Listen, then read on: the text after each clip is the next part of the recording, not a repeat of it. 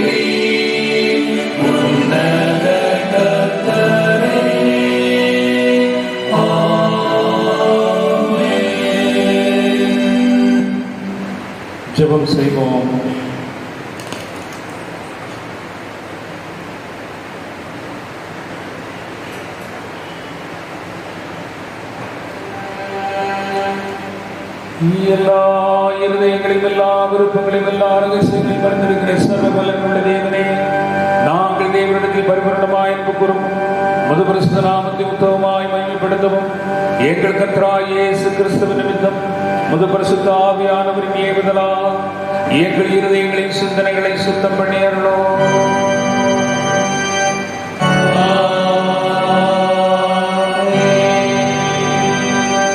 நமது ரட்சகராகிய கிறிஸ்து திருமணம் பற்றி சொல்லிய வார்த்தைகளாவன: நம்முடைய தேவனாகிய கர்த்தர் ஒருவரே கர்த்தர். உன் தேவனாகிய கர்த்தரிடத்தில் முழு இதயத்தோடும் முழு ஆத்மாவோடும் முழு மனதோடும் உன் முழு பலத்தோடும் அன்பு கூறுவாயாக என்பதே பிரதான கற்பனை. இதற்கொப்பாயிருக்கிற இரண்டாம் கற்பனை என்னவென்றால், உன்னிடத்தில் அன்பு கூறுவது போல பிறரிடத்தில் அன்பு கூறுவாயாக என்பதே. இவைகளிலும் பெரிய கற்பனை வேறொன்றுமில்லை என்றார்.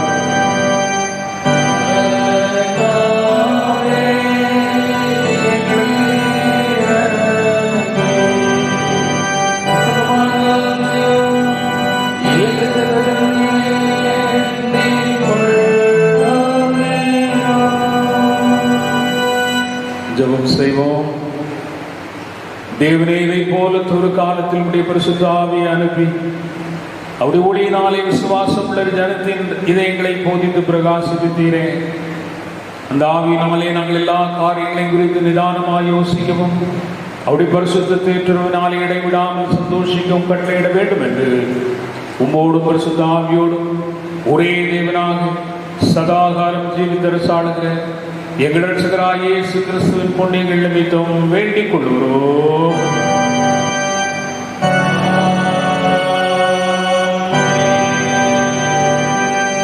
செவ்வாரம் வருவோம். நிருப பாடம் வாசித்து கேட்போம்.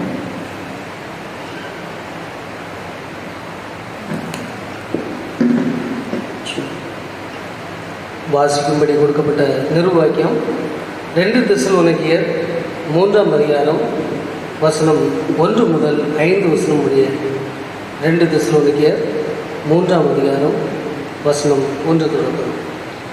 கடைசியாக சகோதரரே, உங்களிடத்தில் கர்த்தருடைய வசனம் பரம்பி மகிமைப்படுகிறது போல எவ்விடத்திலும் பரம்பி மகிமைப்படும் படிக்கும் துர்குணராகிய பொல்லாத மனுஷர் கையில் நின்று நாங்கள் விடுவிக்கப்படும் படிக்கும் எங்களுக்காக வேண்டிக் கொள்ளுங்கள். விசுவாசம் எல்லாரிடத்திலும் இல்லையே, கர்த்தரோ உண்மை உள்ளவர். அவர் உங்களை ஸ்திரப்படுத்தி தீமை நின்று விலக்கி காத்துக்கொள்வார். மேலும் நாங்கள் கட்டளை இடுகிறவைகளை நீங்கள் செய்து வருகிறீர்கள் என்றும் இனிமேலும் செய்வீர்கள் என்றும் உங்களை குறித்து கர்த்தருக்குள் நம்பிக்கையாக இருக்கிறோம். கர்த்தர் உங்கள் இருதயங்களை தேவனை பற்றும் அன்புக்கும் கிறிஸ்துவின் பொறுமைக்கும் நேராய் நடத்துவாராக. வாசிக்கும்படி கொடுக்கப்பட்ட நிருபவாக்கியம் வாசித்தாச்சு. வாசிக்க வேண்டிய சுவிசேஷ வாக்கியம் பரிசுத்த யோவான் எழுதின சுவிசேஷம் 7ஆம் அதிகாரம் 28ஆம் வசனம் முதல் 30ஆம் வசனம் வரை அடங்கி இருக்கிறது.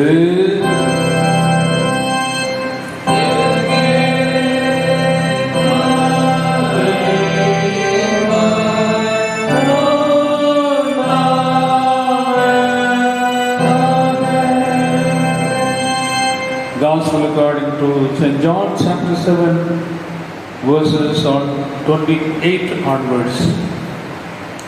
யோவான் 7ஆம் அதிகாரம் 28ஆம் வசனம் முதல் அடங்கிய சுவிசேஷ வாக்கியத்தை எழுது. அப்பொழுது இயேசு தேவாலயத்தில் உபதேசிக்கையில் சத்தமிட்டு, நீங்கள் என்னை அறிவீர்கள், நான் எங்கே இருந்து வந்தேன் என்றும் அறிவீர்கள். நான் என் சுயமாய் வரவில்லை, என்னை அனுப்பினவர் சத்தியம் உள்ளவர், அவரை நீங்கள் அறியாதிருக்கிறீர்கள். நான் அவரால் வந்திருக்கிறபடினாலும் அவர் என்னை அனுப்பியிருக்கிறபடினாலும் நானே அவரை அறிந்திருக்கிறேன் என்றார் என்பது.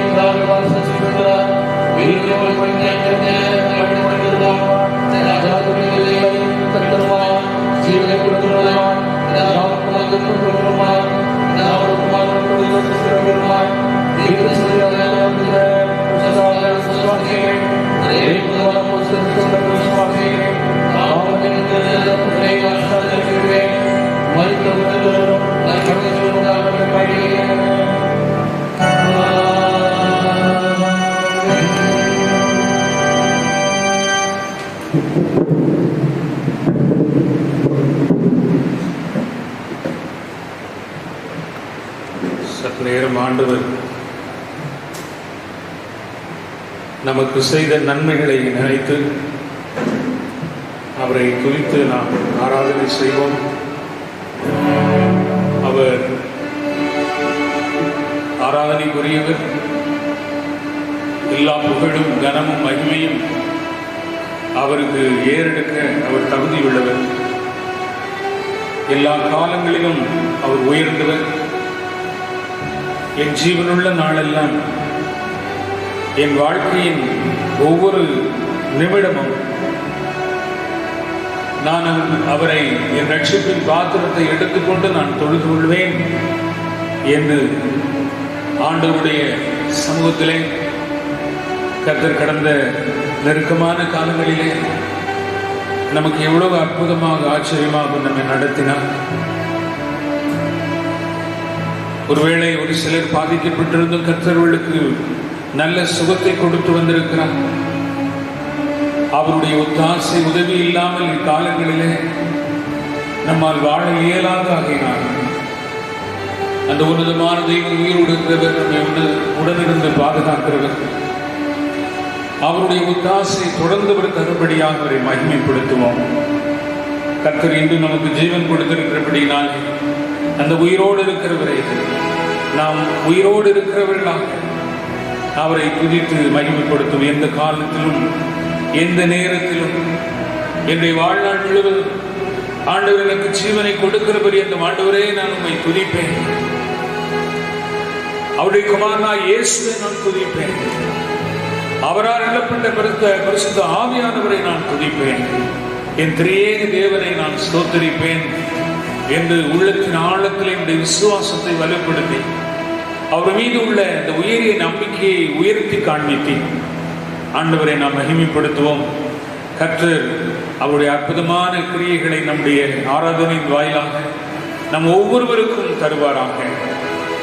எந்த காலத்திலும் எந்த நேரத்திலும் நன்றியால் உம்மை நான் துதிப்பேன்.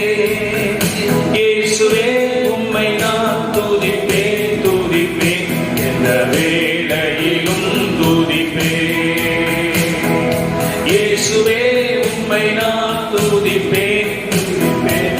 எந்த வேளையிலும் துதிப்பேன். ஆதியும் நீரே, அந்தமும் நீரே, ஜோதியும் நீரே, என் சொந்தமும் நீரே. ஆதியும் நீரே, அந்தமும் நீரே, ஜோதியும் நீரே, என் சொந்தமும் நீரே.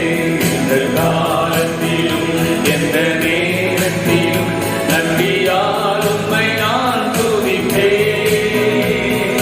இயேசுவே உம்மை நான் துதிப்பேன், துதிப்பேன். எந்த வேளையிலும் துதிப்பேன். இயேசுவே உம்மை நான் துதிப்பேன், துதிப்பேன். எந்த வேளையிலும் துதிப்பேன். வாழ்விலும் நீரே, தாழ்விலும் நீரே, பாதையில் நீரே, என் பாதையில் நீரே. வாழ்விலும் நீரே, தாழ்விலும் நீரே, பாதையில் நீரே, என் பாதையில் நீரே. எந்த காலத்திலும் எந்த நேரத்திலும் நன்றியால் உம்மை நான் துதிப்பேன். இயேசுவே உம்மை நான் துதிப்பேன், துதிப்பேன். எந்த வேளையிலும் துதிப்பேன். இயேசுவே உம்மை நான் துதிப்பேன், துதிப்பேன். எந்த வேளையிலும் துதிப்பேன். துன்ப நேரத்தில் இன்பமும் நீரே, இன்னல் வேளையில் என் மாறிடா நேசர். துன்ப நேரத்தில் இன்பமும் நீரே, இன்னல் வேளையில் என் மாறிடா நேசர். எந்த காலத்திலும் எந்த நேரத்திலும் நன்றியால் உம்மை நான் துதிப்பேன்.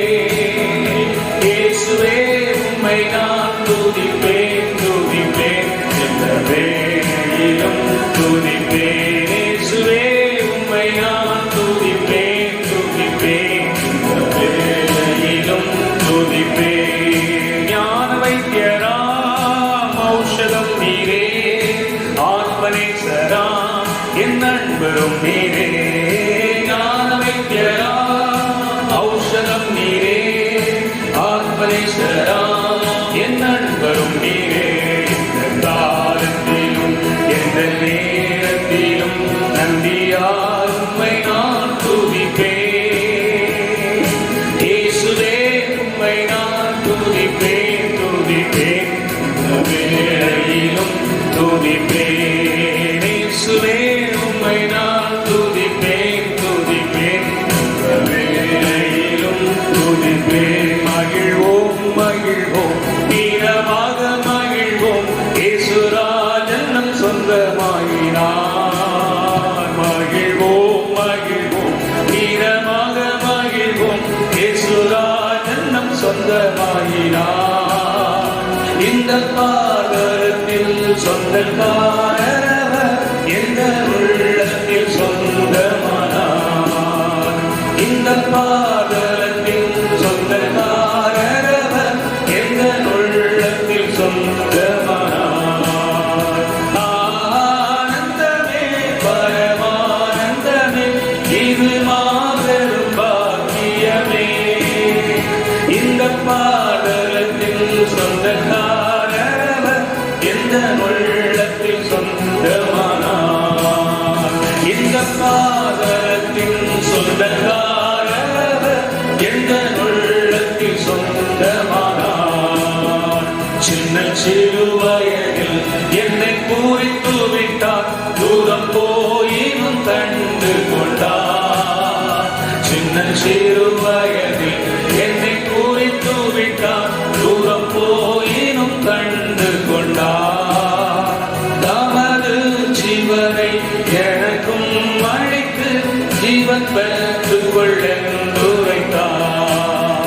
தமது ஜீவனை எனக்கும் அளித்து ஜீவன் பெற்றுக் கொள்ளென்றுரைத்தார்.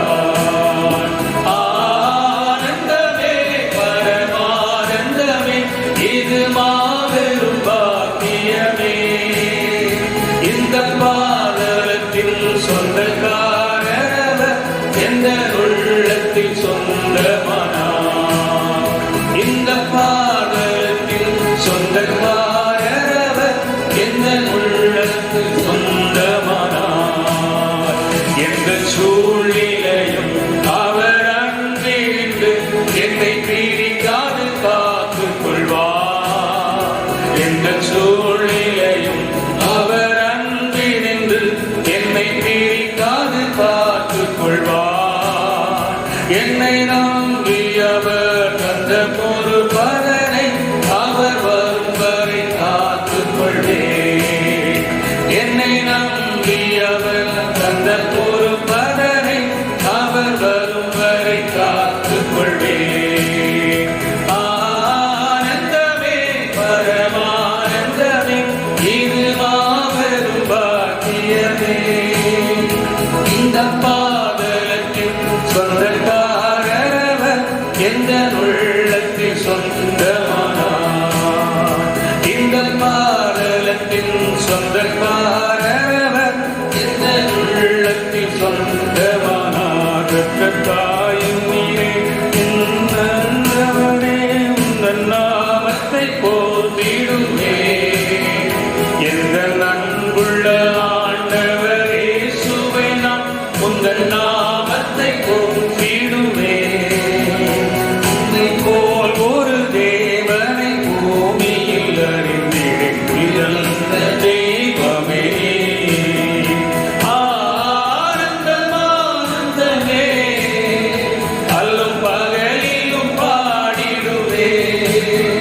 இயேசுவே எந்த உயிரே, இயேசுவே எந்த உயிரே. பெற்ற தாயும் தந்தையுமானவரே, மற்றும் எல்லாம் எனக்கு நீரே. பெற்ற தாயும் தந்தையுமானவரே, மற்றும் எல்லாம் எனக்கு நீரே. வானம் பூமியும் யாவுமே மாறிடும் திருவாக்கு மாறாதவரே. ஆனந்தமானந்தமே,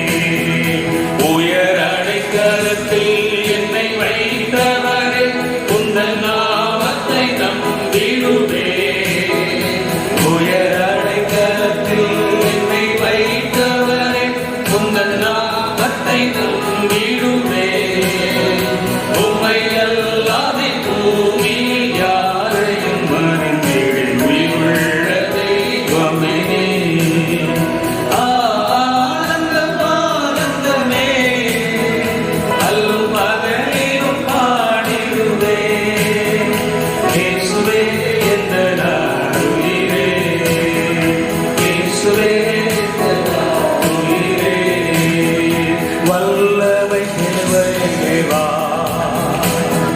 வல்லமை தாரும் தேவா,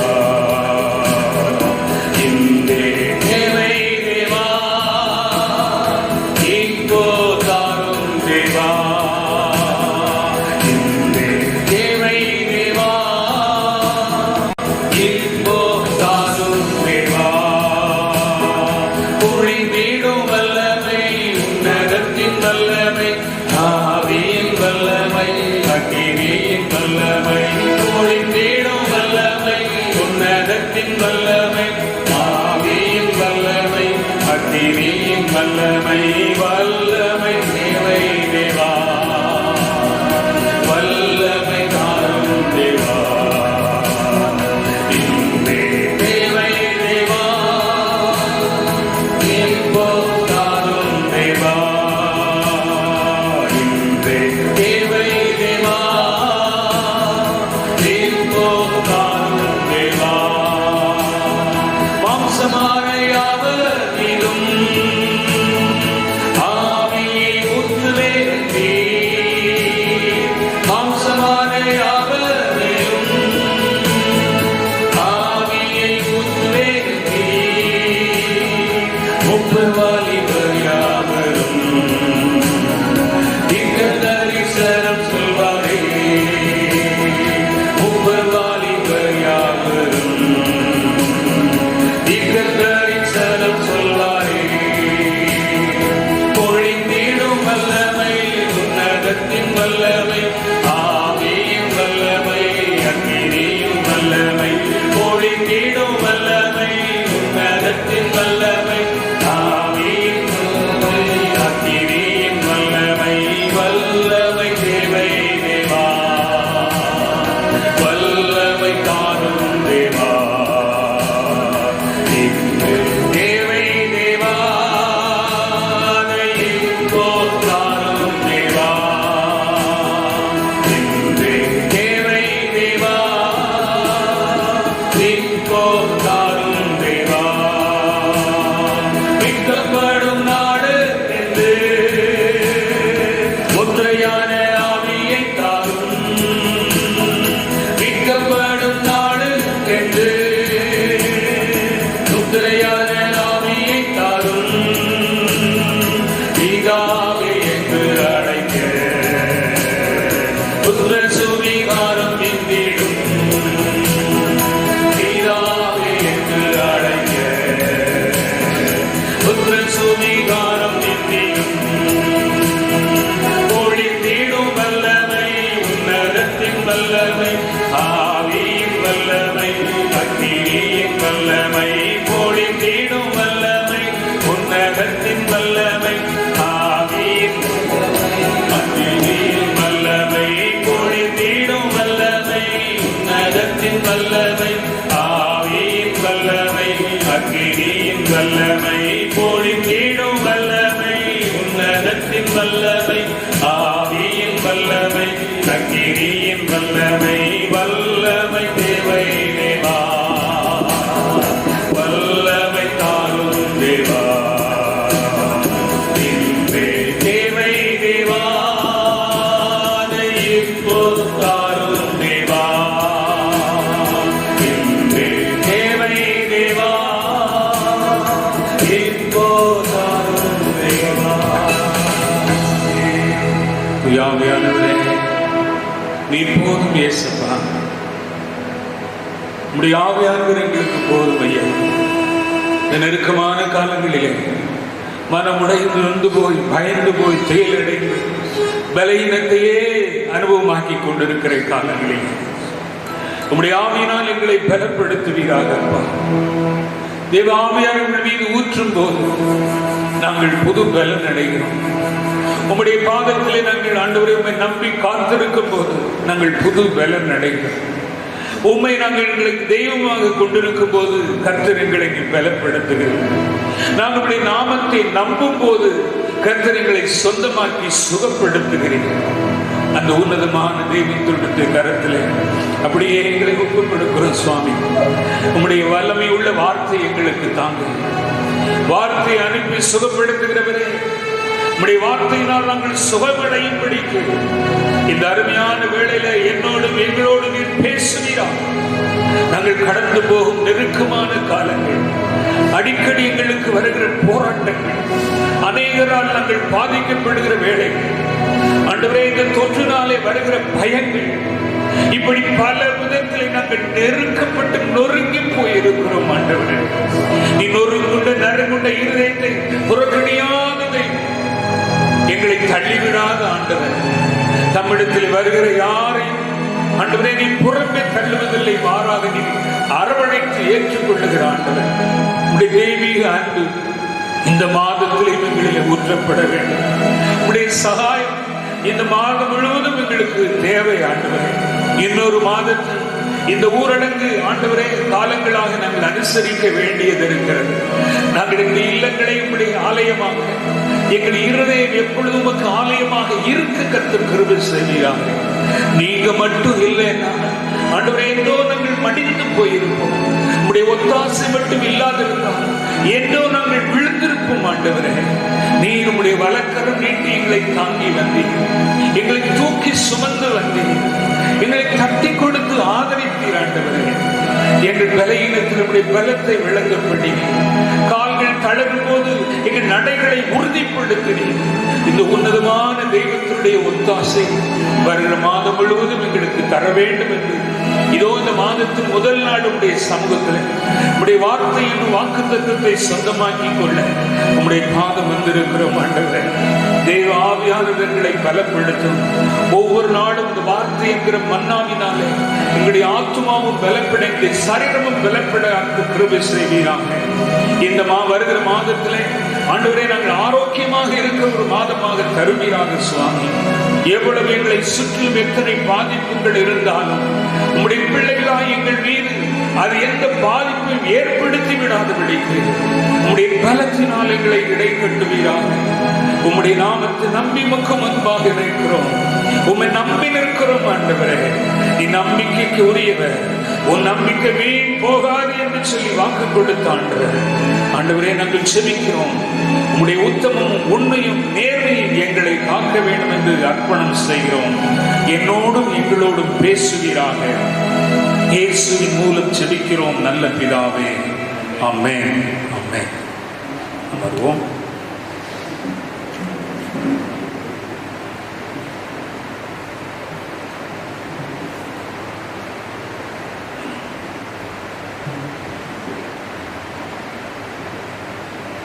இந்த மாதத்தின் வாக்குத்தத்தமாக கர்த்தர் நமக்கு அருளி இருக்கிற வார்த்தை 2 தெசலோனிக்கேயரின் புஸ்தகம் 3வது அதிகாரம் 3வது வசனம். 2 தெசலோனிக்கேயர் 3வது அதிகாரம் 3வது வசனம். கர்த்தரோ உண்மையுள்ளவர், அவர் உங்களை ஸ்திரப்படுத்தி தீமை நின்று விலக்கி காத்துக் கொள்ளுவார். But the Lord is faithful, He will strengthen you and guard you from the evil one.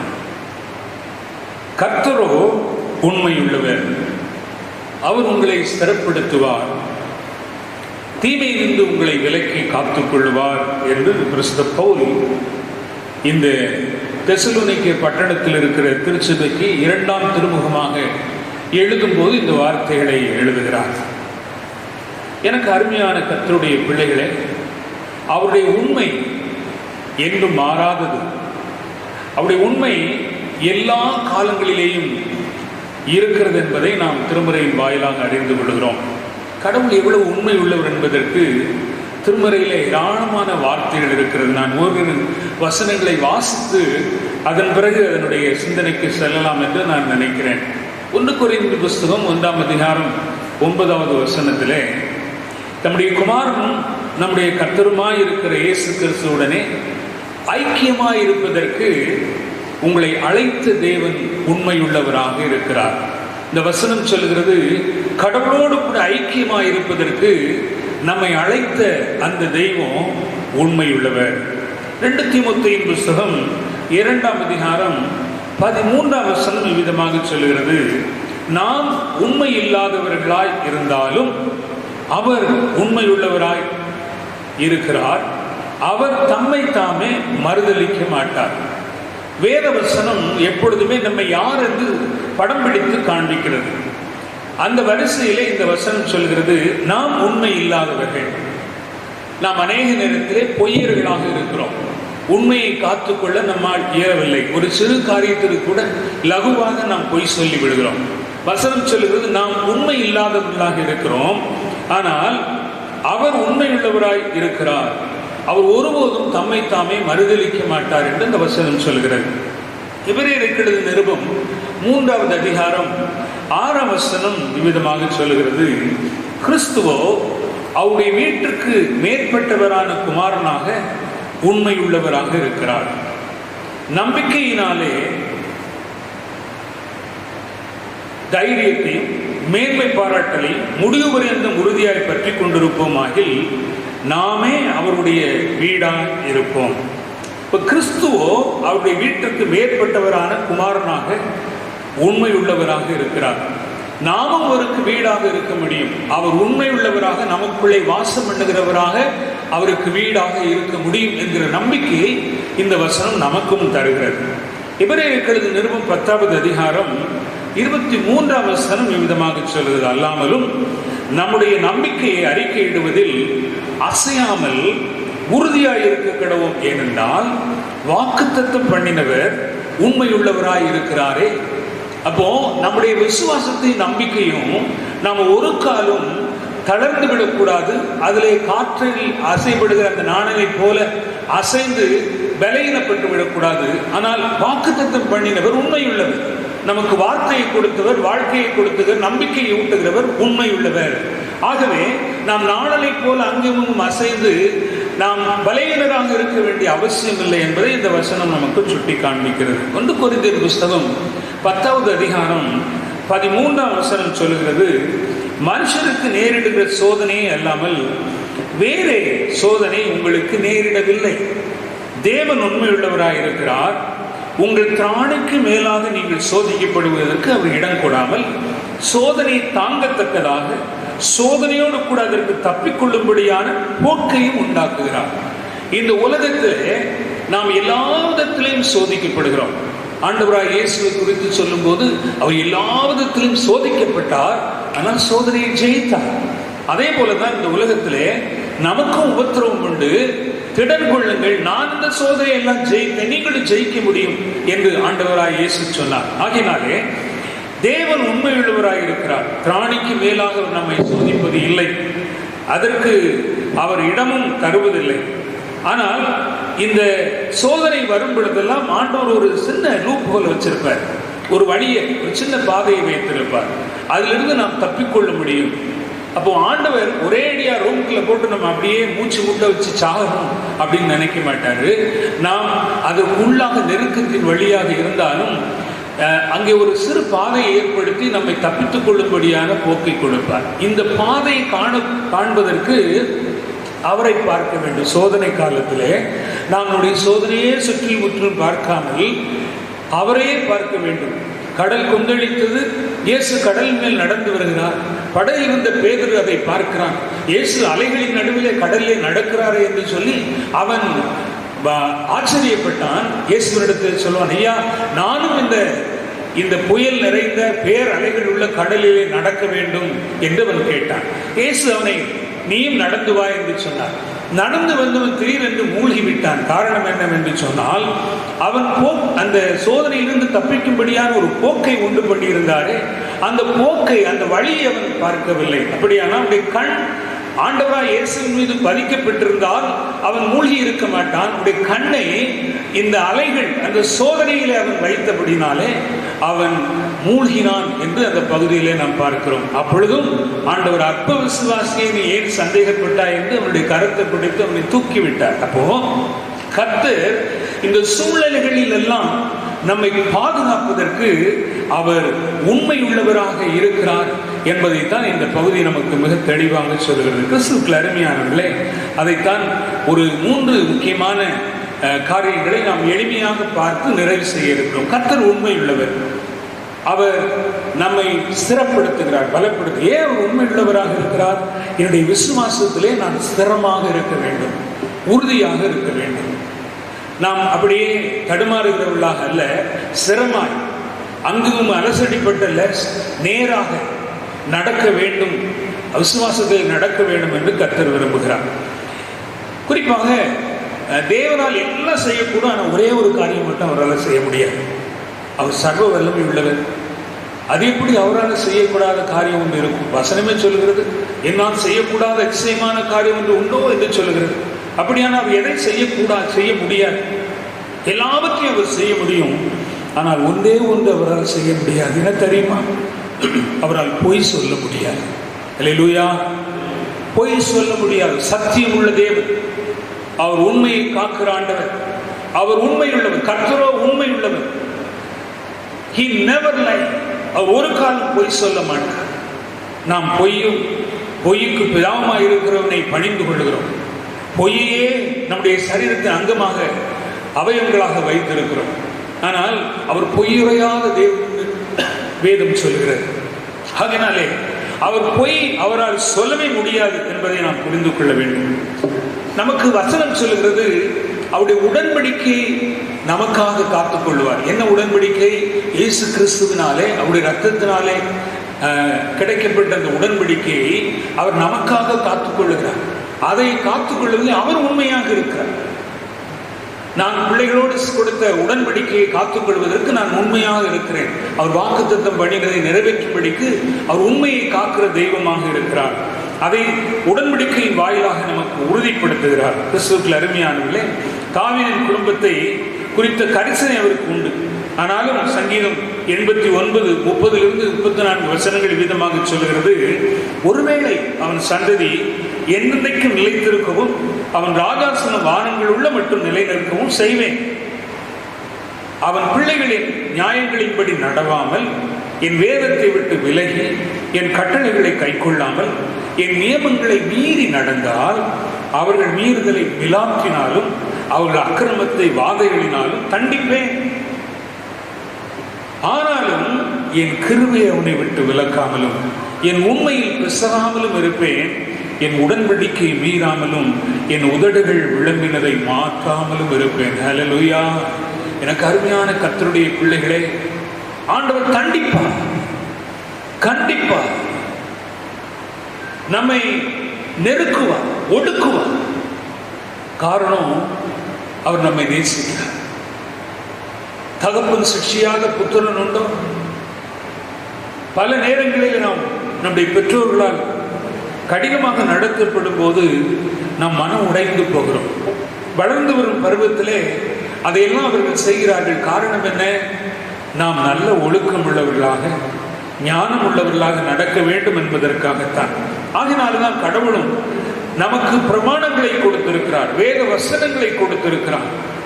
அந்த உண்மையில் உத்தமத்தில் நடக்க வேண்டும் என்று விரும்புகிறார். தாவீது சந்ததிக்கு அவருடைய குடும்பத்தை குறித்த கரிசனை என்ன? ஒருவேளை இந்த சந்ததி என்றென்றைக்கும் இந்த ராஜாசனம் வானங்குள்ள மட்டும் நிலையிருக்கவும் செய்வேன் சொன்னவர், ஒருவேளை அதை விட்டு விலகினால் அவர்களை நான் கண்டிப்பேன், அவர்கள் மீறினால் அவர்களை நான் கண்டிப்பேன். ஆனாலும் அவருடைய கிருபையை அவர்களை விட்டு விலக்க மாட்டேன் என்று சொல்லியிருக்கிறார். கிறிஸ்துவுக்குள் அருமையானவர்களே, the grace of God, the strength of God. கர்த்தரோ உண்மையுள்ளவர், அவர் உங்களை ஸ்திரப்படுத்துவார். கிருபை ஈக்குவலன்ட் டு ஸ்ட்ரெங்த். அதை நான் விளக்கவே மாட்டேன், பலன் கொடுப்பேன். எதற்காக? இந்த உலகத்திலே ஒரு ஜெயமான வாழ்க்கை வாழ்வதற்காக பலன் கொடுப்பேன். விழுந்து போனால் உன்னை தூக்கி நிறுத்துவேன். அது தெய்வத்தினுடைய அன்பு, அவருடைய கிருபை. அவர்களை நான் தண்டிப்பேன். எப்படி? மிலாக்கினாலே, வாதைகளினாலே தண்டிப்பேன். ஆனாலும் என் கிருபையை அவர்களை விட்டு விலக்க மாட்டேன். ஒருவேளை ஒரு கடினமான வழியாக இந்த மாதங்களிலே நான் கடந்து செல்வது உண்மைதான். ஒரு பெரிய வாதையை போலதான் இந்த காலங்களிலே நாம் அனுபவித்துக் கொண்டிருக்கிறோம். இன்னொரு வெட்டுக்கிளியின் வாதை வந்து கொண்டிருக்கிறது என்பதையும் கேள்விப்படுகிறோம்.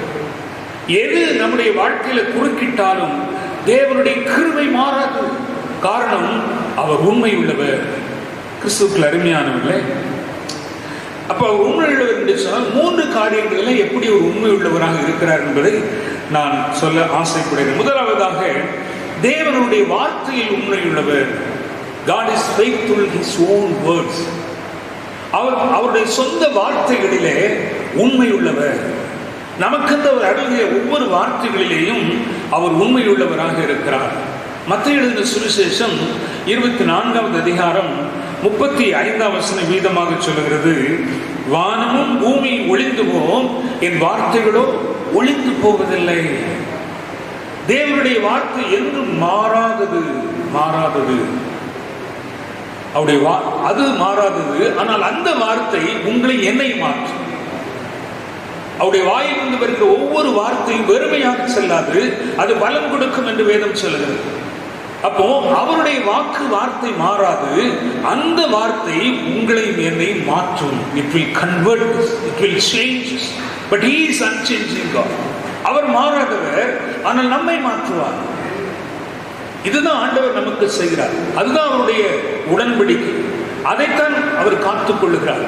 அப்ப அவருடைய வார்த்தையிலே அவர் உண்மையுள்ளவர். நமக்கு அருளப்படுகிற ஒவ்வொரு வார்த்தைகளிலேயும் அதிலிருந்து ஒரு துளி கூட அவர் பிசகவே மாட்டார். அதில் இருந்து விலகவே மாட்டார்.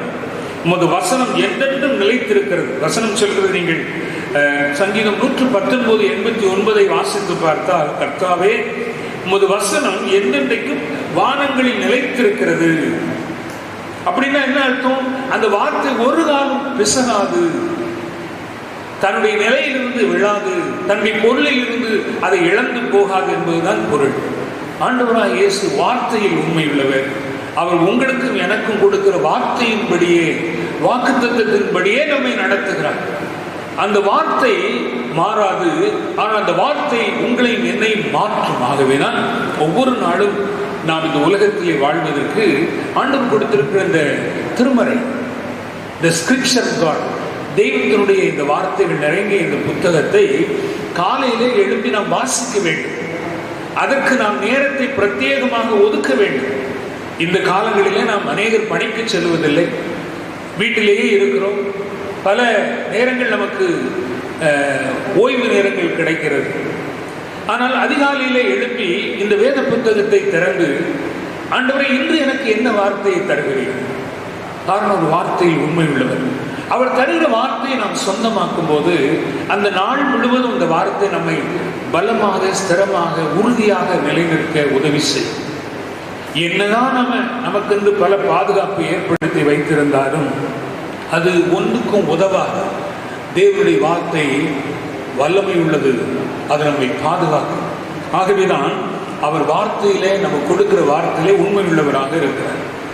கிறிஸ்துவுக்குள் அருமையானவர்களே, சோதனை காலங்களிலே நமக்கு அந்த வார்த்தை பலப்படுத்துகிறது.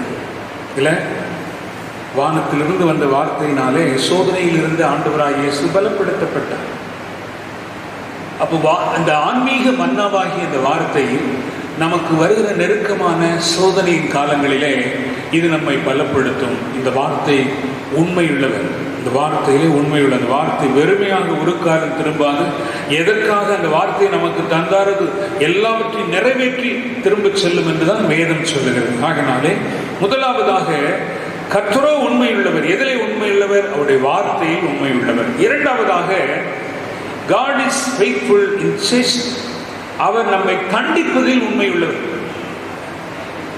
அதான் முதலில் சொன்னேன், தகப்பன் சிக்ஷியாத புத்திரன் உண்டோ?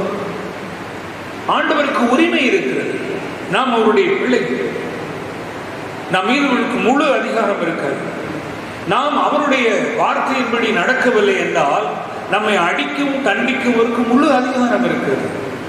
அப்ப நம்மை நெறிப்படுத்துவதற்கு சில நேரங்களிலே நம்மை கடினமான பாதைகள் வழியாக நடத்துகிறார். இது உண்மை, ஏற்றுக்கொள்ள வேண்டும். நான் ஆண்டவரோடு இருக்கிறேன், ஆண்டவரை பின்பற்றுகிறேன், கர்த்தர் எனக்கு உதவியாக இருக்கிறார், நான் அவரை விசுவாசிக்கிறேன், அவரை ஏற்றுக்கொண்டிருக்கிறேன், அவருடைய பிள்ளை நான் என்கிற வைராக்கியமாக சொல்லும் போது சில வேளைகளிலே ஆண்டவர் நம்மை கண்டிப்பார். ஏனென்றால் அறிந்தோ அறியாமலோ நாம் வழி விலகும் போதும், நாம் தவறாக நடக்கும் போதும் அப்படியே பார்த்து சபாஷ் என்று சொல்ல மாட்டார். மாறாக ஒரு குட்டு போடுவார், இல்லைன்னா கையில் பெரம்பெடுத்து ஒரு அடி போடுவார், இல்லைன்னா காலில் ஒரு நரம்பை சறுக்குன்னு இழுத்து பிடிச்சிக்கிடுவார். அது எதற்காக? நான் நொண்டியே வாழ வேண்டும் என்பதற்காக அல்ல, நான் சீராக நடப்பதற்கு கற்றுக்கொள்ளவில்லை, அதை கற்றுக்கொள்வதற்காக. நான் ரொம்ப தீவிரமாக ஓடுறேன், எனக்கு எல்லாம் தெரியும், என்னாலதான் எல்லாம் செய்ய முடியும் அப்படின்னு சொல்லி இன்னைக்கு நிறைய பேர் வேகமா ஓடுறாங்க. ஆண்டவர் ஒரு நரம்பை லேசா பிடிச்சாருன்னா நீ ஓடவே முடியாது, நடக்கவும் முடியாது. அப்போ ஆண்டவருடைய கட்டுக்குள் இல்லாமல் என்னுடைய சுயநலத்தை ஓங்கி அதிகமாக வைத்துக்கொண்டு நான் வாழ ஆரம்பிப்பேன் என்று சொன்னால் கர்த்தர் என்னுடைய வேகத்தை தடுப்பதற்கு சுளுக்கு நிச்சயமா ஏற்படுத்தத்தான் செய்வார். ஆனால் அதற்கு முன்பதாகவே நானுடைய வார்த்தைக்கு உட்பட்டு அந்த நெருக்கமான காலங்களிலே பணிந்து அவருடைய வார்த்தைக்கு கீழ்ப்படிந்து நடந்து விட்டால் எனக்கு பாதிப்பு கிடையாது. அவர் என்னை தண்டிக்க வேண்டும் என்ற அவசியம் இல்லை. பிறம்பை எடுத்து அடிக்க வேண்டும் என்று எனக்கு அவசியம் இல்லை. கடினமான வார்த்தைகளினால் என்னை காயப்படுத்த வேண்டும் என்ற அவசியம் இல்லை. ஆகினால் எனக்கு அருமையான கர்த்தருடைய பிள்ளைகளே, அவர் தண்டிப்பதில் உண்மை உள்ளவர், இதை நாம் மறந்துவிடக்கூடாது. தாவீதின் சந்ததியினர் அவருடைய கட்டளையின்படி நடக்காவிட்டால் நான் அவளை தண்டிப்பேன் என்றுதான் அவர் சொல்லியிருக்கிறார். அப்போ தேவன் தமது உண்மையில எவ்வளவு வைராக்கியமாக உறுதியாக இருக்கிறார் பாருங்கள். காரணம், அவருடைய வாயிலிருந்து வருகிற வார்த்தை ஒன்றும் மாறாதது, அவருடைய வாக்கு ஒருபோதும் மாறாதது. ஆனால் அவர்கள் மாறிவிடலாம், அவருடைய வாக்கு மாறாதது. அந்த வாக்கு யாருக்கு கொடுக்கப்படுகிறதோ அவர்கள் மாறுவார்கள், மாறும் என்பதை சொல்கிறது. ஆகினாலே கிறிஸ்துவுக்குள் அருமையானவர்களே, நாம் ஒருவேளை உண்மை இல்லாதவர்களாக இருந்தாலும் அவர் உண்மை உள்ளவராகவே இருப்பார். தம்முடைய வார்த்தை ஒரு காலம் மறுதளிக்க மாட்டார். நாம் ஒரு காரியத்தை செஞ்சுட்டு நான் செய்யவே இல்லை அப்படின்னு சொல்லுவோம். ஆனால் ஆண்டவர் தம்முடைய வார்த்தையில் உண்மை உள்ளவர். அது மட்டுமல்ல, நம்மை தண்டிப்பதில் உண்மை உள்ளவர். ஆகவே அவர் மறுதளிக்கவே மாட்டார், அதை ஆற்றும் பண்ண மாட்டார், அதை மாற்றியும் செய்ய மாட்டார். நாம் எப்பொழுதெல்லாம் சீரடைய வேண்டியது அவசியமோ அப்போதெல்லாம் அவர் நம்மை சீர்படுத்துவதற்கு உண்மை உள்ளவராக இருக்கிறார். கிறிஸ்துவுக்குள் அருமையானவர்களே, சின்ன பிள்ளைங்க சேட்டை பண்ணும்போது ஒரு அடி போடுறோம், வேணும்னு அடிக்கும், அதை அடிச்சு அப்படியே படுக்கையில் போகணும்னு அடிக்கணும், இல்லை அது செய்யக்கூடாது என்பதற்காக. ஆகினாலே கர்த்தர் தண்டிப்பதிலே உண்மை உள்ளவர். சின்ன சின்ன சிக்ஷையினாலே அவர் நம்மை தண்டிக்கும் போது நாம் ஏற்றுக்கொள்வோம். நம்முடைய வாழ்க்கையில் எந்த பகுதியில் தவறு இருக்கிறது என்பதை புரிந்து நம்மை சீர்படுத்திக் கொள்வோம். அதுதான் ஆண்டவருடைய, அதில் தான் அவர் உண்மையாக இருக்கிறார். மூன்றாவதாக, God is faithful to forgive. கர்த்தர் மன்னிப்பதில் உண்மை உள்ளது. இது ரொம்ப ஒரு கடினமான ஒன்று. ஆண்டவர் அதை செய்து காண்பித்தார். அவர் சொல்லும் போது நீங்கள் ஒருவரை ஒருவர் மன்னிக்க வேண்டும் என்று கற்றுக் கொடுத்தார். அதை ஏற்கனவே அதன் பிறகு சிலுவையில் செய்து காண்பித்தார். He demonstrated the forgiveness on the cross. அவர் சிலுவை மேலே அவர் இந்த மன்னிப்பை செயல்முறைப்படுத்தி காண்பித்தார். பிதாவே இவர்களுக்கு மன்னியும், தாங்கள் செய்கிறது இன்னதென்று அறியாதிருக்கிறார்கள். அவர்களுக்கு எல்லாமே தெரியும், தெரியாம செஞ்சுட்டாங்க, ஐயா நீங்க மன்னிச்சுக்கங்க என்று ஆண்டவர் கேட்கிறார். கிறிஸ்துவுக்குள் அருமையானவர்களே, அவர்களை மன்னித்து விட்டார். அதற்கு பிறகும் அடங்கா பிடித்தனமா இருந்தாங்க அப்படின்னு சொன்னா அவர்கள் சில கடினமான அனுபவங்களின் வழியாக சென்றுதான் ஆக வேண்டும். When God is gracious, I should try to live under His control. அவர் கிருபை நம் மீது இருக்கும்போது நம்மை அந்த கிருபைக்குள்ளாக அடங்கி இருக்க நாம் ஒப்பு கொடுக்க வேண்டும். ஆகினாலே இந்த அருமையான காலங்களிலே இந்த கொரோனா தொற்றுனால நிறைய விதிமுறைகளை நமக்கு தந்திருக்கிறார்கள். இந்த விதிமுறை எதற்காக? நம்மை பாதுகாத்துக் கொள்வதற்காக. இந்த சாதாரண விதிமுறைகளை நாம் கைக்கொள்வதிலே மெத்தனமாக மிதமாக வாழ்ந்தோம் என்று சொன்னால் வேதத்திலே சொல்லப்படுகிற வார்த்தைக்கு எந்த அளவுக்கு நாம் கீழ்ப்படிவோம் யோசித்து பாருங்கள். அப்போ நம்முடைய வாழ்க்கையில பாதகங்கள் எது நிமித்தமாக வருகிறது? நம்முடைய மீறுதல்களினாலேயே வருகிறதை ஒழிய கடவுள் நமக்கு அருளுவதில்லை. இது ஒரு சோதனை காலம். ஒருவேளை கொள்ளை நோய் வந்திருக்கிறது, இது வெற்றுக்குள்ளேயும் வரலாம். ஆனால் கர்த்தர் நம்மிடத்தில் என்ன எதிர்பார்க்கிறார் என்று சொன்னால், அவர் உண்மையுள்ளவராக இருக்கிறது போல நான் உண்மையுள்ளவனாக இருக்க வேண்டும் என்பதுதான். யோவான் 1:9 நமக்கு அடிக்கடி இங்கே வாசிக்கிற இந்த வார்த்தை, நம்முடைய பாவங்களை நாம் அறிக்கையிட்டால் பாவங்களை நமக்கு மன்னித்து எல்லா அநியாயத்தையும் நீக்கி நம்மை சுத்திகரிப்பார். ஆண்டவர் நமக்கு ஆப்ஷனை கொடுத்திருக்கிறார், வழியை கொடுத்திருக்கிறார். என்ன வழியை கொடுத்திருக்கிறார்? Confuse at any time, in all time. எல்லா காலத்திலும் எப்பொழுதும் ஆண்டவரிடத்திலே நீ அறிக்கை செய்ய முடியும். எப்ப வேணாலும் அவரிடத்துல போய் சேரலாம். அவருடைய கிருபாசன தண்டையில ஒரு குறிப்பிட்ட காலம், எல்லா காலங்களிலும் அவருடைய பாதத்திலே போய் நாம் ஆண்டவரிடத்துல மன்னிப்பு கேட்க முடியும். ஆகையினால் எனக்கு அருமையான கர்த்தருடைய பிள்ளைகளே, அவர் நம்முடைய வாழ்க்கையிலே ஒவ்வொரு நாளும் என்னை குறித்தும் வாழ்க்கையை குறித்தும் அவர் கணிக்கிறார். நான் இன்னைக்கு என்ன செய்ய போறேன், எங்க போக போகிறேன் என்பதெல்லாம் அவருக்கு தெரியும். அதை அவர் என்னெல்லாம் அப்படி செய்யறாருன்னு நான் அதை கண்டுபிடிக்கணும்னு சொல்லி அவசியம் இல்லை. அவர் என்னை எப்பொழுதும் நேர்வழியாகத்தான் நடத்துவார். எனக்கு நன்மையானதை தான் செய்வார். வசனம் அப்படித்தான் சொல்கிறது, கர்த்தர் நன்மையானதை தருவார், தேசமே பலனை கொடுக்கும். அவர் நன்மையை தந்துட்டா எல்லாம் நமக்கு நல்ல பலன் தான் கிடைக்கும் என்பதைத்தான் சங்கீதக்காரன் சொல்லுவார். ஆகையினாலே அதை அறிந்து கொள்ள வேண்டும் என்று முயற்சிக்கவில்லை. அது நிமித்தம் நான் மகிழ்ச்சி அடைகிறேன். ஏனென்றால் நான் நம்புகிறவர் மாறாத தெய்வம். நான் மாறிவிடுவேன், அவர் தன்னுடைய உண்மையில் பிசகாத தெய்வம். கிறிஸ்துவுக்குள் அருமையானவர்களே, ஆண்டவர் இந்த காலங்களிலே அவருடைய வார்த்தையிலே உண்மை உள்ளவராக நம்முடைய வாழ்க்கையில் இருக்கிறார். அவர் நம்மை சீர்படுத்துவதற்காக, சரிப்படுத்துவதற்காக, நேர்படுத்துவதற்காக, நம்மை தண்டிக்க அவர் உண்மை உள்ளவராக இருக்கிறார். ஆகவே அவருடைய சிகிச்சையை நாம் அற்பமாக எண்ணாமல் அவருடைய கருத்திற்குள்ளே அடங்கி இருக்க பிரயாசப்படுவோம். அது மட்டுமல்ல, அவர் நம்மை மன்னிப்பதிலே உண்மை உள்ளவராக இருக்கிறார். அவர் மட்டும் மன்னியாது இருந்தால் இந்த உலகத்தில் சாபத்தையும் கோபத்தையும் தான் நாம் சுமந்து கொண்டு தெரிய வேண்டும். அவரும் நம்மை மன்னித்திருக்கிறார். ஆகவேதான் ஒவ்வொரு நாளும் நீங்கள் இல்லத்திலே, குடும்ப ஜபத்திலே, தனி ஜபத்திலே கர்த்தருடைய ஜபத்தை சொல்லும் போது, நான் மற்றவர்களுக்கு மன்னிக்கிறது போலவே என்னை மன்னிய மாட்டவர் என்று கேட்டு சொல்லியிருக்கிறார். அவர் மன்னிக்கிற தெய்வம், அதில் உண்மை உள்ளவர். ஆகவே நான் மன்னிக்க வேண்டும். எனக்கு அருமையான கர்த்தருடைய பிள்ளைகளே, ஆண்டவர் எவ்வளவு உண்மை உள்ளவர் என்பதற்கு ஒரு சின்ன உதாரணத்தை சொல்லி நான் நிறைவு செய்கிறேன். ஒரு சுரங்கத்தில் அநேகர் வேலை செய்து கொண்டிருந்தார். சுரங்க பணி நமக்கு நல்லா தெரியும், அது ஒரு ஆபத்தான பணி. அந்த தொப்பியை போட்டு அதில் ஒரு லைட்டை வச்சுக்கிட்டு இருட்டுக்குள்ளே போய் தான் சுரங்கத்தில் எல்லா வேலையும் செய்யும். அங்கே ஒரு விசுவாசம் உள்ள ஒரு தம்பி எப்போதும் அவர் என்ன சொல்லுவார்னா, நான் நம்புகிற கர்த்தர் உண்மை உள்ளவர். My God my Lord is so faithful to me. திரும்பி திரும்பி சொல்வார், அவர் உண்மை உள்ளவர், அவர் உண்மையை காக்கிற தெய்வம், அவர் எனக்கு உத்தமமான தெய்வம் என்று அறிக்கை செய்து கொண்டே இருப்பார். கூட இருக்கிறவங்களுக்கெல்லாம் இவர் திரும்ப திரும்ப அப்படி சொல்றது கொஞ்சம் டிஸ்டர்பன்ஸ் ஆகவே, அல்லது அவரை கொஞ்சம் வேற மாதிரி பார்க்க ஆரம்பிச்சாங்க.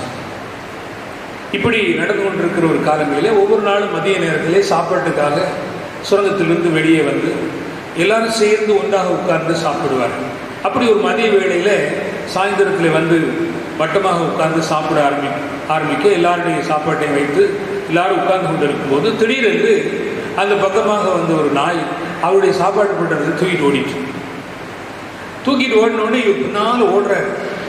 அப்போ இவங்கெல்லாம் சொல்கிறாங்க, ஐயோ பக்திமானுடைய சாப்பாடு பறிபோச்சு அப்படின்னு சொல்லி ரொம்ப கிண்டல் பண்ணாங்க. எல்லாரும் கிண்டல் பண்ணி பேசிக்கிட்டே இருந்தாங்க. இவர் ஓடுறாரு. நாயை தூக்கி ஓடிய போயிட்டு ரொம்ப தூரம் போயிட்டும் நாயை பிடிக்க முடியல. வெறுமையாக துக்கத்தோடு திரும்பி வந்தாங்க. திரும்பி வரும்போது எல்லாரும் சாப்பிட்டுட்டு உள்ளே போயிட்டாங்க. இவர் அதை நெருங்கும் போது திடீரென்று ஒரு பெரிய சத்தம். என்னவென்று பார்த்தால், உள்ளே பணி செய்தவர்கள் அந்த நிலக்கரி சுரங்கம் சரிந்து உள்ளே சென்றவர்கள் அத்தனை பேரும் மரித்து விட்டார்கள், மூழ்கி விட்டார்கள். கர்த்தர் தம்முடையவர்களை காப்பதில் எவ்வளவு உண்மை உள்ளவர் பாருங்கள். உலகம் பரியாசம் செய்யும், பகட்டாக பேசும். உண்மையுள்ள கர்த்தர் உன்னை பாதுகாக்க உன்னோடு கூட இருக்கிறார். ஆகையினாலே இந்த நெருக்கமான காலங்களில் ஒருவேளை மற்றவர்கள் உங்களை பார்த்து அற்பமாக நினைக்கலாம், உங்கள் மீது பல விதத்திலே காய்முகரமாக இருக்கலாம், உங்கள் மீது எரிச்சல் அடையலாம், உங்களை தள்ளிவிடலாம், உங்களை பற்றி பின்புறணி பேசி உங்களை துக்கப்படுத்தலாம். கர்த்தரோ உண்மை உள்ளவர், தம்முடைய ஜனங்களை காக்கிறவர், ஆபத்துக்களிலிருந்து விடுவிக்கிறவர். அவர் உங்களை ஸ்திரப்படுத்தி இந்த உலகத்தினால் உலகத்தாரால் வருகிற தீமை நின்று நிச்சயமாக உங்களை ரட்சிப்பார், பாதுகாப்பார். கண்களை மூடி ஜெபிப்போமா? அன்பு நிறைந்த ஆண்டவரே, உண்மை நன்றியோடு நாங்கள் ஸ்தோத்திரிக்கிறோம். இந்த மாதத்திலே நீர் எங்களுக்கு உண்மையுள்ளவர் என்பதை வாக்குத்தத்தமாய் கொடுத்திருக்கிறேன். எங்கள் வாழ்க்கையில் இருக்கிற தீமையிலிருந்து எங்களை ரட்சிப்பீர் என்று சொல்லி வாக்கு கொடுத்திருக்கிறேன். ஆண்டவரே, உண்மையுள்ள தெய்வத்திற்கு நாங்கள் உண்மையுள்ளவர்களாக இருக்க எங்களுக்கு உதவி செய்யும். நீர் உடைய வார்த்தையிலே உண்மையுள்ளவராக இருக்கிறேன். ஆண்டவரே, நீர் எங்களை தண்டிப்பதிலும் உண்மையுள்ளவராக இருக்கிறது. அதற்காக நமக்கு ஸ்தோத்திரம். ஆண்டவரே, நீ தண்டிக்கும் போது நாங்கள் அதை மனப்பூர்வமாக ஏற்றுக்கொள்ளக்கூடிய மனப்பக்குவத்தை கொடுத்து நாங்கள் சீரடைந்து உள்ள எங்களுக்கு உதவி செய்கிறாங்க. நீர் எங்களை மன்னிப்பதிலே உண்மையுள்ளவராக இருக்கிறேன். தகப்பனே, எங்களால் இயலாததை நாங்கள் ஆண்டவரே செய்து பல நேரத்தில் உண்மை விட்டு வெகு தூரம் போய்விடுகிறோம். எங்களை மன்னியும் ஆண்டவரே. நீர் மன்னிப்பதில் உண்மையுள்ளவர் என்பதை எங்களுடைய வாழ்க்கையில் அனுபவிக்க கிருபித்தார். இந்த நாளிலும் விசேஷமாக மருத்துவமனையிலே சேர்க்கப்பட்டிருக்கிற ஒவ்வொருவருக்காக நாங்கள் ஜெபிக்கிறோம். எங்களுடைய நேசத்தாய் இயேசுமரியாள் அவர்களுக்கு கர்த்தர் கொடுத்து வந்திருக்கிற நல்ல முன்னேற்றங்களுக்காக நமக்கு நன்றி. உடைய வேத வசனங்களை திரளாய் உள்ளத்திலே சேமித்து வைத்திருக்கிற மகள், அந்த வார்த்தையே அவர்களை குணமாக்கும் என்பதை நீ உறுதிப்படுத்தி ஆதரித்திருக்கிறதற்காக நமக்கு நன்றி. இன்னும் ஆண்டவரே, தனிமைப்படுத்தி வைக்கப்பட்டிருக்கிற எங்கள் பிள்ளைகள் எல்லாரையும் குடும்பமாக உடைய கரத்தில் ஒப்புக் கொடுக்கிறோம். தகப்பனே, நீ தயவாக இறங்கி அவருடைய மன அழுத்திலிருந்து விடுதலை கொடுப்பீராக, மன சோர்விலிருந்து விடுதலையை கொடுப்பீராக, அவருடைய மனதிலே அமைதியும் சமாதானம் உண்டாக அருள் செய்வீராக. நீர் அதை செய்கிறீர். ஆகினால் இந்த நன்றியோடு ஸ்தோத்திரிக்கிறோம். இன்னும் காய்ச்சலினாலும் உடல் வலியினாலும் பாதிக்கப்பட்டு இல்லத்திலே ஆண்டவரே கஷ்டத்தோடு பிள்ளைகளுக்காக ஜெபிக்கிறோம். அவர்களுக்கு எந்த பாதமும் வராமல் காத்துக்கொள்வீராக. ஆண்டவரே, இந்த கொரோனா தொற்று மூலமாக ஆண்டவரே சிகிச்சை பெற்று வருகிற ஒவ்வொருவரையும் கூட நம்முடைய கரத்திலே நாங்கள் நினைவுறுகிறோம். பயப்படாதே, திகையாதே, கலங்காதே, நான் உன்னோடு கூட இருந்து நான் செய்யும் காரியம் மிக பெரிதாக இருக்கும் என்பதை அவர்கள் அறிந்து கொள்வதற்கு அவருடைய விசுவாசம் 100% மீது இருப்பதாக. எங்கள் திருச்சியின் பிள்ளைகளுக்கு வேறு எந்த பாதிப்புகள் வராதபடி காத்துக்கொள்ளுங்க. ஊருக்கு போகிறவர்களுக்கு பாதிப்புகள் வராதபடி காத்துக்கொள். ஊருக்கு போக வேண்டும் இருக்கிறவர்களுக்குரிய வசதியை செய்து கொடுப்பீராக. ஜெபிக்கிற ஆண்டு இன்னும் 1 மாத காலம் நாங்கள் இல்லங்களில் இருந்து ஆராதிக்கும் ஆண்டவரே காலங்களை நாங்கள் இன்றைக்கு பெற்றிருக்கிறோம். நாங்கள் சோர்ந்து போகாதபடி மன உறுதியாயிருந்து கர்த்தாவே நாங்கள் உங்களை வளர்ந்த பிறகு கிருபை செய்க. இப்படி செய்கிறபடினாலே மக்கள் நன்றி. ஆண்டவர் ரட்சகருமாகிய இயேசுவின் மூலம் ஜெபிக்கிறோம் நல்ல பிதாவே, ஆமென்.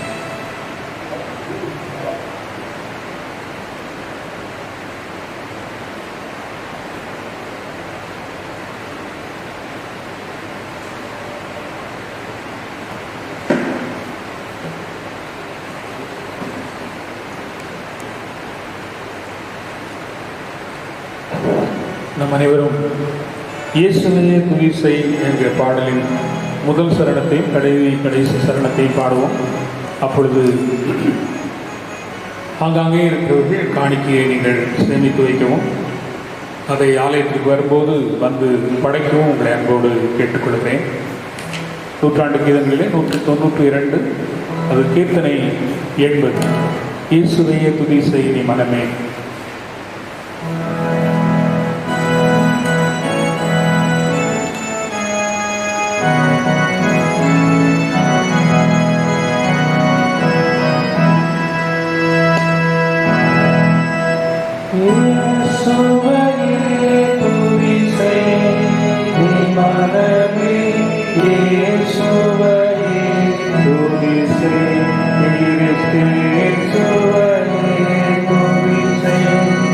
Be my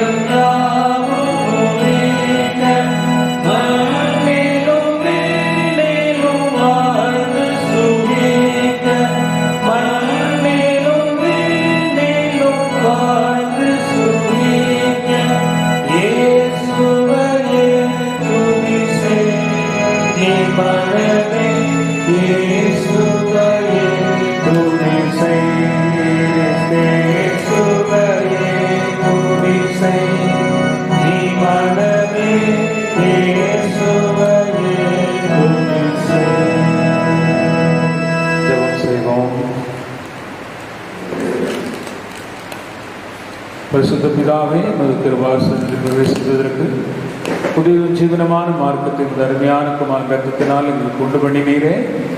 நாங்கள் பாத்திராயும் உன்னுடைய ஆகமண்டை வருகிறோம். எங்களையும் நாங்கள் செலுத்தி இருக்கிற காணிக்கைகளையும் தேவருடைய நாம மகிமைக்காக அங்கீகரித்து உபயோகிக்கும்படியாக தாழ்மையோடு வேண்டிக் கொள்கிறோம். வானத்திலும் பூமியில் உள்ளவர்களெல்லாம் உடையவைகள் உமது கரத்திலே வாங்கி உமக்கு கொடுக்கிறோம்.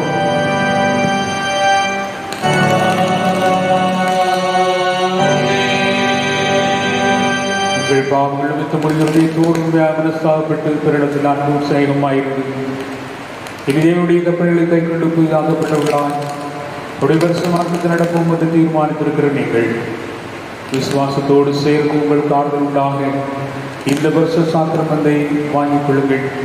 அதற்காக பணிவாய் முழங்கால் படியிட்டு சர்வவல்லமுள்ள தேவனை நோக்கி உங்கள் பாவங்களை மனத்தாழ்மையாய் அறிக்கையிடுங்கள்.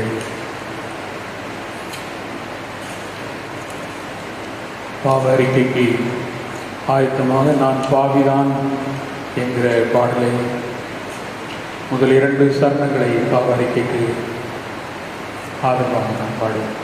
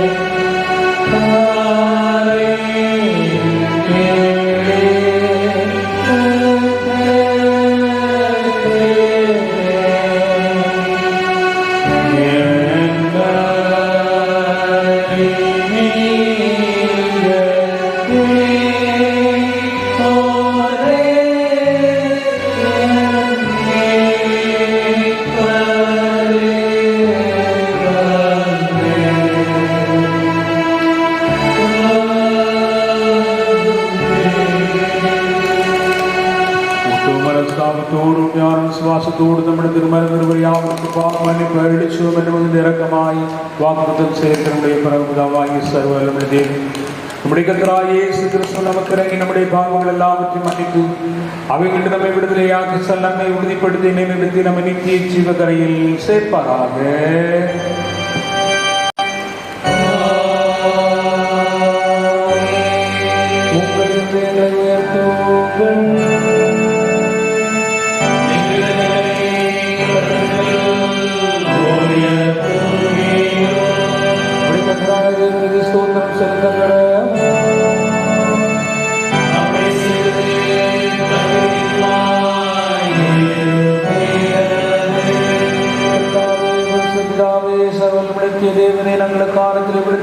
ஸ்தோத்திரம் செலுத்துகிறது.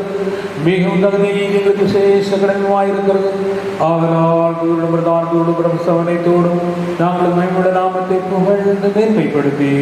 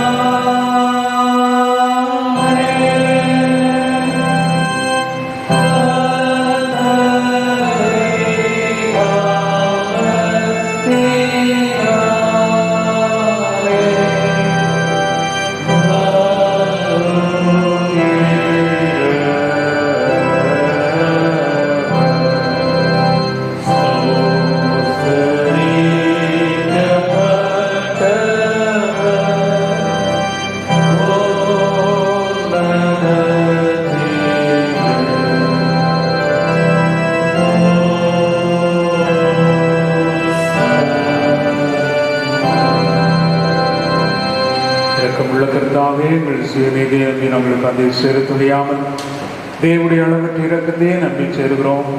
இப்படி மேட்டின் துணிக்கைகளை பொறுக்கிக் கொள்ள நாங்கள் பார்க்கிறதில்லை. ஆனாலும் தேவனீர் எப்பொழுதும் இறக்கம் செல்ல சொல்முடைய மாறாத ஆண்டவராக இருக்கிறேன். ஆகையால் எங்களுள்ள கர்த்தாவும் தர்மியான குமாரனாக இயேசு கிறிஸ்துவ சரீரத்தால் எங்கள் பாவமுள்ள சர்வ சுத்தமாகி உடவிலிருந்து ரத்தத்தால் ஆத்மா கடவுப்படுவதற்கும் எப்பொழுது நாங்கள் கொள்ளும் அவர்களுக்குள் வாசமாயிருப்பதற்கும் ஏற்ற விதமாய் அப்படி சங்கத்தை புசித்துடைய ரத்தத்தை பாரம் எங்களுக்கு கிருபை செய்தோ.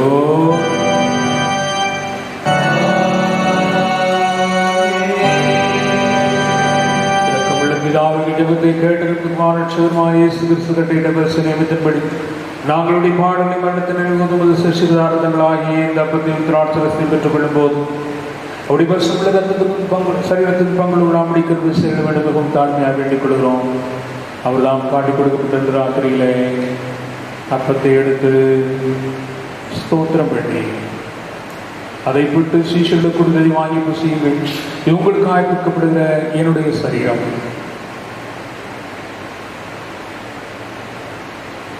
என்னை நினைவுறும்படி செய்ய கிடந்தார்.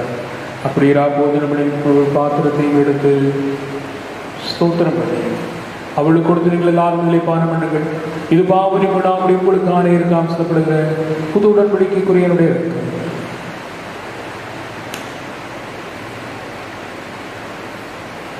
இதை பானம் பண்ணும்பொழுதெல்லாம் என்னை நினைவுறும்படி செய்ய கிடக்கு திருவுள்ளம் பற்றினார்.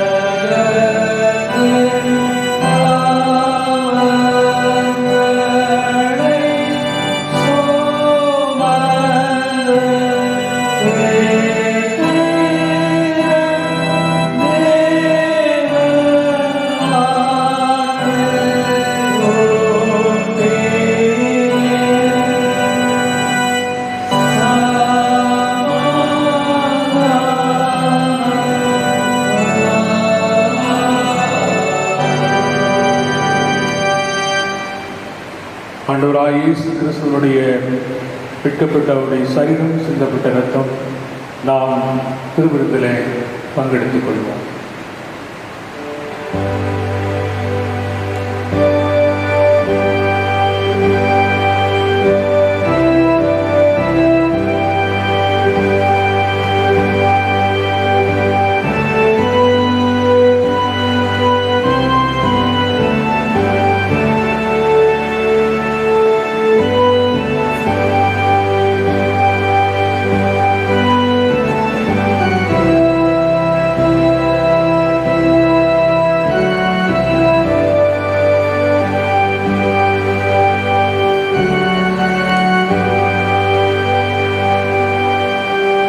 கிறிஸ்துவின் சரீரத்துவமாகிய சாக்கிரமத்தை விசுவாசனால் பெற்றுக்கொண்டவர்களாகி நாம் அவருக்கு ஸ்தோத்திரம் செலுத்துவோம்.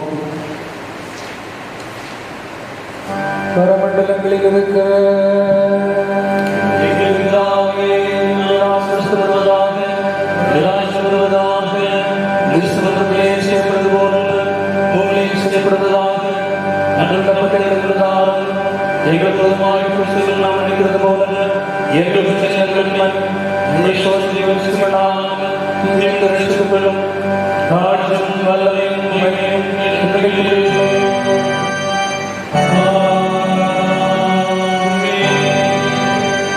ஜீவியாயிருக்கிற சர்வவல்லமுள்ள தேவனே, இந்த பரிசு ரகசியங்களை வாங்கியிருக்கிற எங்களை தேவனுடைய பாரபட்சமாக இயேசு கிறிஸ்துவின் விலைமதியாக திருச்சிறப்பத்தவுமாய் ஞானாகாரத்தினால் போஷித்ததற்காக நம்மை துதிக்கிறோம். தேவனிடமே தயவு கொடுத்து விளையாட்சி வைத்திருக்கிறதை உத்தம சுவாசமின் கூட்டம் நேசகுமாரி ஞான சரீரமாகி சபையில் நாங்கள் அவர்களாக இணைக்கப்பட்டிருக்கிறதை அவருடைய அருமையான பாடுகளை நான் உண்டான புதியத்தினால் ஒலிக்கியராக நாங்கள் சுதந்திரமாக இருக்கிற இந்த திருவிழாவில் செய்யப்படுவதற்காக முடிய இதயத்தோடு முக ஸ்தோத்திரம் செலுத்துகிறோம். பரமபிதாவை நாங்கள் பரிசோதிக்க நிலைத்திருந்து நாங்கள் செய்யப்படி தேவன் நியமித்திருக்க நட்கள் எல்லாம் நிறைவேற்ற கருவை தந்திட வேண்டும் என்று எங்கள் இயேசு கிறிஸ்து மனத்தாழ்மையாக வேண்டிக் கொள்கிறோம். அவருக்கும் தேவருக்கும் பரிசுத்தாவியானவருக்கும் சகல கனம் மகிமையும் உண்டாவதாக.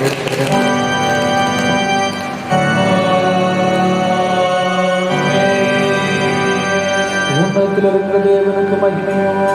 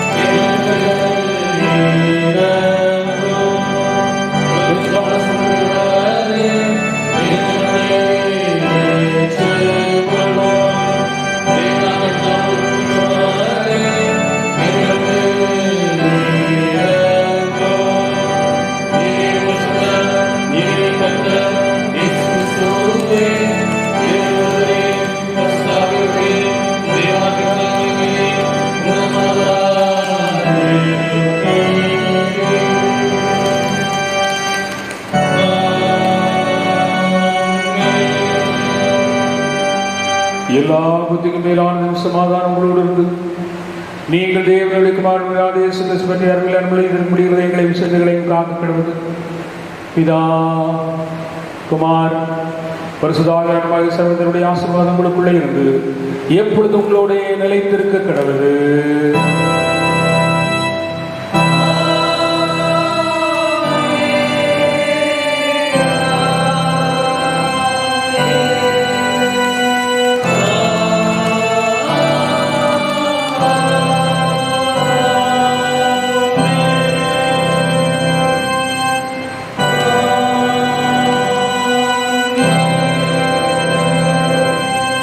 எல்லாரும் சேர்ந்து என் ஆத்துமாவே கர்த்தரை ஸ்தோத்திரி, என் உள்ளமே ஒரு பரிசுத்த நாமத்தை ஸ்தோத்திரி, என் ஆத்துமாவே கர்த்தரை ஸ்தோத்திரி, சகல பாரங்களை பரவாதே. ஆமென். கர்த்தர் உங்களோடு இருப்பாராக. எல்லாரும் ஸ்தோத்திரி.